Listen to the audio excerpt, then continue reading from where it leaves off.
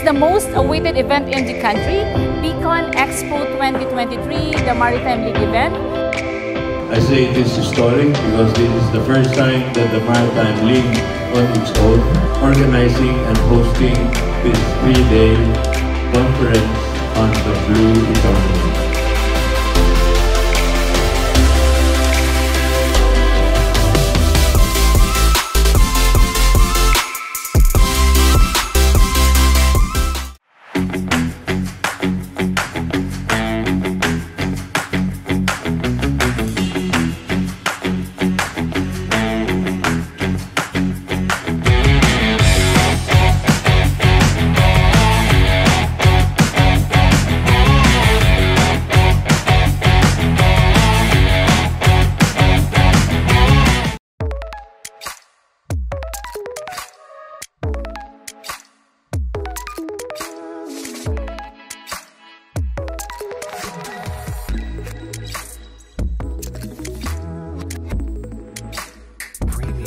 Welcome to Exhibits Today. This is Father Hernan Falcon.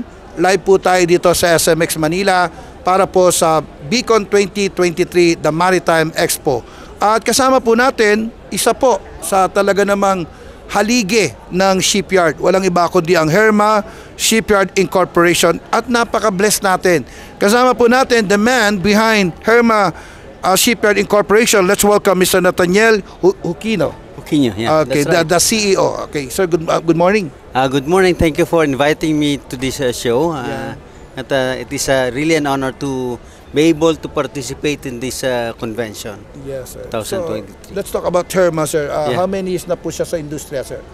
Ilang taon na po siya sa industry po? We started at around 2002. So, mag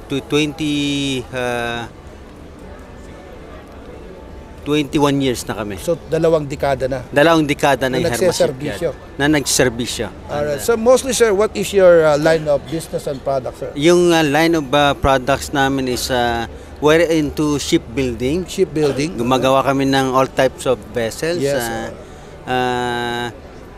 we're also into ship repair. Yes. And we're also one of the few who are registered ship breakers naman dito sa Pilipinas. So, it also categorized na meron kayong mga parang yung private at public. Tama po ba, sir, na mga ship na ginagawa po? Nagre-range yung repair namin, kompleto commercial vessels, mga government contracts. Yes. In fact, meron kaming, we have several projects from the Philippine Navy. Wow. Yung mga foreign military sales, and lately, we secured an agreement with the U.S. government for the military ship repair agreement. Ibig sabihin, nagre-repair na rin kami at nag-ayos ng mga barkong pandigmaan ng U.S. Navy. So, kompleto. So, kompleto kami. At napakalaki ng role nyo sa security ng ating bansang Pilipinas. Yes. Itong Herma is very supportive kami sa thrust of the Department of National Defense na yung self-reliance defense posture. Yes. Yung pinapalakas natin yung local industry. At yung malaking role yung nyo, yung company nyo to defense, siyempre, yung mga kagamitan, yung tibay ng barko. Yeah, of course. Malaking bagay po yung inyong company. Dito nyo makikita na yung Filipino products is quality. At par with the world-class products. Right. Okay, sir, when it comes to advantage na po, what is your advantage sa dalawang dekada po? Ano po yung naging parang kinyo po na talaga iba talaga gumawa kay Herma? Ibang gumawa ng Herma kasi we cater to yung mga technical experts namin dyan, coming from different specialization, field of specialization. Tapos yung isang advantage namin siguro dahil technical support, and isang advantage namin dahil yung kaalaman namin sa local industry. Mind you, this is one of the few shipyards, among the largest shipyards in the Philippines, which is 100% Filipino-owned and controlled.